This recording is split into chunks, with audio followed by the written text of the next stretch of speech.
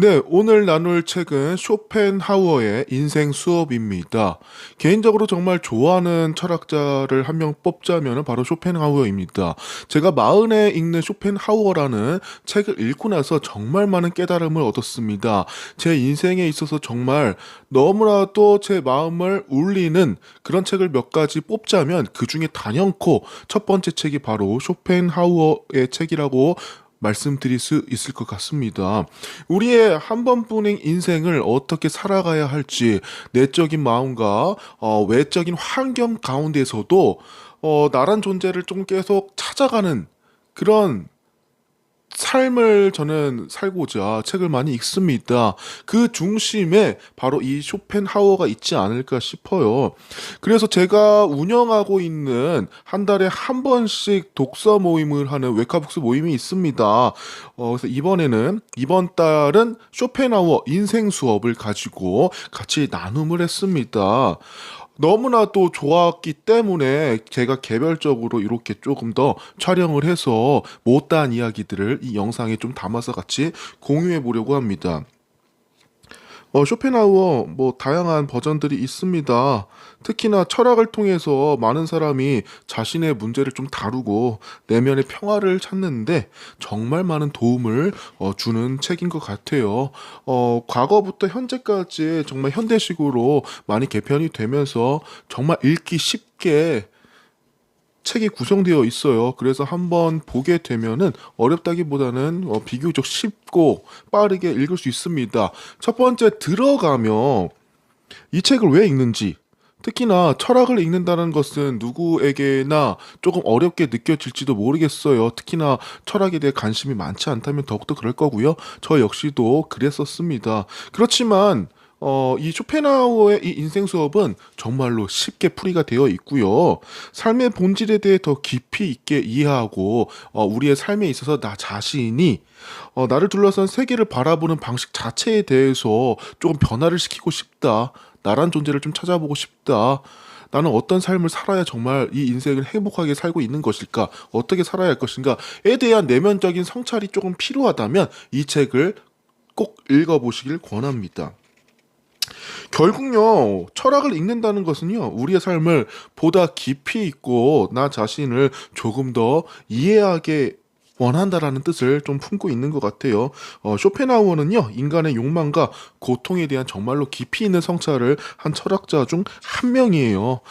이 파트는 총 4장으로 구성이 되어 있고, 소파트로는 총 60개 문항으로 구성되어 있습니다. 그래서 대표적인 키워드를 말씀드리자고 하면은 1장에서는 자아에 관련해서, 2장엔 일에 대해서, 3장은 누구나 좋아하는 물질, 그리고 4장은 크게 보면 관계라는 키워드 속에서 세부 주제를 가지고 있습니다. 그래서 총 60파트를 담고 있습니다.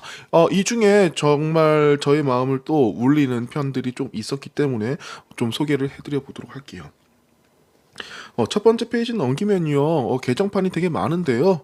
첫 번째는 모든 걱정은 아침에 해라. 그 이유 뭘까요?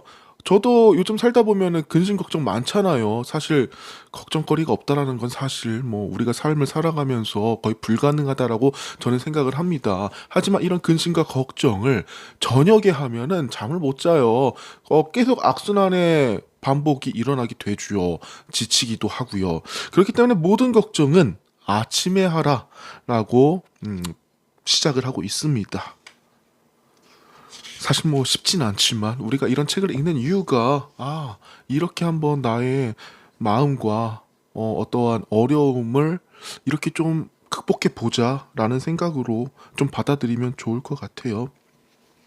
자, 저는 이제 밑줄 치거나 어떠한 V 표시, 별 표시 또는 퀘스천 마크, 솔루션을 제공받은 책이라면 S 이런 식으로 나름 저만의 문구를 좀 작성하는 편이거든요. 그래서 책은 이렇지만 실질적으로 좀 요약하면서 저의 이야기를 여러분들께 전달해 볼까 합니다. 제가 이 책을 좀 좋아하는 이유는요, 나 자신을 좀 때로는 의심하기도 하고, 이해하기도 하고, 좀 긍정적인 부분, 부정적인 부분, 내 위력이 얼마나 앞서 있는가, 내가 지금 삶을 잘 살아가고 있는가, 뭐 욕망에 너무 치우쳐지진 않을까?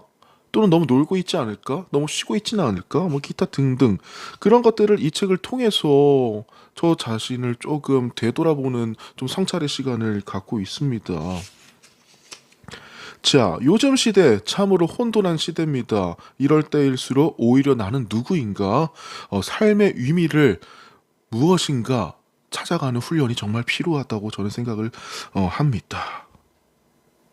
숙고한다는 것은 오직 인간만이 가능한 것이기 때문에 충분히 이런 고전의 책 또는 철학적인 책을 통해서 여러분의 생각들을 좀 증폭시킬 필요가 있다고 저는 사료가 되고요.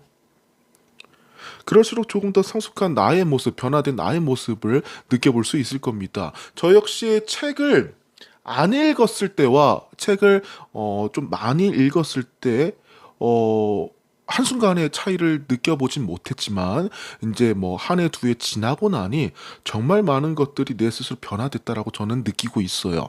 제가 책을 일주일에 정말 적게 읽으면 한 달에 적게 읽으면 5권 정도 읽고 평균적으로 8권에서 뭐 10권 정말 필 받으면 시간이 조금 많았다 싶으면 15권까지 읽은 적도 있었지만 보통 뭐 8권 전후인 것 같아요. 그러니까 일주일에 뭐 2권 정도라고 보면 되죠. 그렇게 읽었을 경우에 얼추 1년에 100권 정도의 책을 읽게 되고요.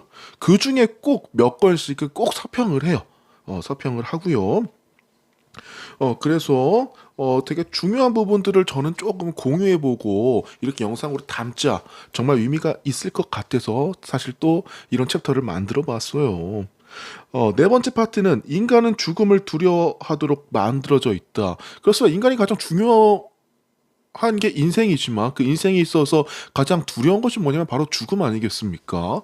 물론 어렸을 적이어야 뭐 어떠한 생각이 없으니까 경험이 없으니까 딱히 이 죽음에 대해서 생각해 보진 않았지만 저도 이제 인생을 길게 사는 건 아니지만 지금 와서 사실 되게 두려운 부분이 뭐냐면은 가장 많은 고민을 하는 거 바로 죽음에 대한 것들입니다. 내가 이 삶을 살면서 죽음 앞에서 어떻게 당당할 수 있고 어떻게 후회 없는 삶을 살아왔을까? 우리가 살아가야 되잖아, 후회 없이. 그래서 사실 이 죽음에 대해서 조금 많은 생각들을 하게 된 것 같아요. 죽음이 있기 때문에 질문을 하는 것이고, 죽음이 있기 때문에 지금이 더 소중한 것이다. 지적인 생활이 삶의 질을 올려준다고 합니다, 여러분. 우리의 생활은 이 열정에 따라 움직이지 않으면 금방 지루해지고, 삶이 정말 건조해져요. 사실상 이게 무료하고 지루한 일상이 반복되다 보면 사람은 건태로 돌아오기 때문입니다. 때로는 힐링의 시간과 휴식의 시간이 필요하지만 열심히 일했던 사람들이 어떠한 일로 잠시 휴식을 취했을 때 뭐 처음엔 좀 좋지만 불과 뭐 한 달 정도만 뭐 빠르면 뭐 1, 2주만 지나도 몸이 뭔가 나릇나릇하고 답답하지 않나요? 저도 그랬던 것 같아요. 하지만 걱정이 너무 많은 당신, 좀 걱정을 덜어줄 필요가 있습니다. 일단 지금 내 앞에 있는 것에 먼저 좀 익숙해질 필요가 있다라고 좀 이 책에 또 메시지를 던지는 게 있습니다. 먼저 조금만 통찰력을 갖고 바라보면 그러한 일시적이고도 애처로운 희망들에는 환멸이 들어 있음을 알 수 있다. 우리의 기분이라는 것은 늘 약간의 두려움, 그리고 그 두려움을 겪고 난 뒤 훨씬 더 밝아지기 때문이다. 한번 생각해 보세요. 저 역시도요, 누구나 그러겠지만 어떠한 어려움이 있고 그 어려운 시간들을 지나고 난 다음에 나름대로 얻는 삶의 지혜가 있지 않나요? 이 두려움을 겪고 난 뒤에 항상 밝음이 찾아옵니다. 항상 두려움과 어려움이 반복되라는 법은 없고 언제나 그 뒤에는 또 행복이 찾아오기 마련입니다. 자, 위대한 삶을 만들어가는 시작점은 바로 그러한 보통에서 나 자신을 인정하는 것에서부터 시작한다고 합니다. 그래서 우리는요, 내가 세상에서 가장 존엄하다라는 생각을 그 생각부터 좀 버려야 한다고 쓰여져 있네요. 때로는 사람이 뭐 쉽게 상처 받을 수도 있고 화를 낼 수도 있고 누구나 그 존엄성이 강하지가 않다라는 거를 좀 알고 인지를 하면 좋을 것 같아요. 자, 성공이라는 이름의 함정, 다른 사람의 모든 것을 그대로 받아들여서는 안 된다. 즉, 그런 이야기가 좀 떠올라요. 저도 예전에 되게 좋아했거든요. 20대 때부터 자기계발서를 너무 좋아했어요. 너무 통독하다 보니까 이제 제목 그리고 안에 있는 목차만 보면 대충 그림이 그려지는 거예요. 그 정도로 정말 자기계발서 많이 읽었어요. 그 안에는 성공한 사람들의 이야기가 담겨져 있잖아요. 저는 그 당시에 성공하지 못했고 물론 지금도 그렇겠지만 좀 더 저보다 나은 삶을 살고 있고 이룬 것들이 많은 사람들을 조금 바라보면서 그런 이상을 갖고 살아가잖아요. 그래서 자기계발서를 많이 읽었는데, 사실 그분들이 하는 말이 너무나 좋은 말들이에요. 그래서 그것들을 내 삶에 접목시키면은 정말 좋은 시너지 효과를 낼 수 있다라는 건 부정할 수 없겠죠. 하나, 깨달은 것이 하나 있어요. 그들이 가지고 있는 상황적인 것과 환경적인 것들이 지금 제가 갖고 있는 이 상황과 환경과는 정말 다르다는 것입니다. 똑같이 그분들이 그렇게 했다고 내가 그것을 했다고 그 사람은 이렇지만 내가 이룰 수 있는 건 아니라는 거였죠. 물론 내가 100% 그것을 이루겠다라는 목적을 가지고 가는 것부터가 어떻게 보면 되게 무모하고 어, 되게 위도한 것들이 크게 느껴질 수도 있겠으나 어찌 됐든 간에 상황상 그것을 받아들이되 무조건적으로 그렇게 따라한들 내 삶이 무조건 변화한다라는 강한 자부심을 갖고 강한 생각을 갖고 가면 안 된다라는 걸 제가 느꼈어요. 그걸 통해서 저는 상처를 받았어요. 즉 이렇게 했는데도 변화가 나타나지 않는 거예요. 그러다 보니까 제가 어떤 쪽에 생각을 하게 되냐면 많은 내 삶에 대해서 행복에 대한 기준들을 세우는 고민들을 하기 시작했어요. 그러다 보니까 자연스레 철학적인 부분들에 관심이 갖고 더 나아가서 고전을 통해서 내 삶이 치유되길 원하게 되었어요. 왜냐하면 과거에 있는 철학자들이 다양한 사상들을 갖고 정말 많은 고민들을 하지 않았습니까? 근데 저는 사실상 지금 이 삶을 살아가고 있는 과정에서 과거 시대의 그런 철학자분들과 고전에서 이어지는 그런 궁극적인 문제들에 대한 답변들을 우리가 이 책을 통해서 손쉽게 누구나도 읽을 수 있어요. 그렇기 때문에 내 스스로가 나의 철학적인 부분들에 대한 궁금증을 책을 통해서 해결하다 보니까 뭔가 동시대에 살아가는 훌륭한 사람들이 가르쳐 준 것도 너무 좋지만 과거에서 오는 그런 사례들을 통해서 정말 많은 깨달음이 오게 되더라고요. 그래서 이 책에서 상공이라는 이름의 함정, 주변 사람들 중에 뭐 상공 신화에 이런 것들이 요즘 사람들은 정말 많이 중독이 되어 있는 것 같아요.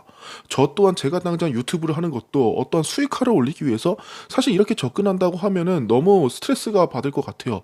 왜냐 구독자 수도 잘 안 올리고 뭐 조회수도 안 나오고 그러나 그냥 내 자신이 좋은 이야기들 내가 얻는 영감들을 이렇게 그냥 토론해 보고 공유해 보고 또한 그 안에서도 저를 좋아해 주시는 사람이 단 한 분만이 있어도 너무 감명스럽거든요.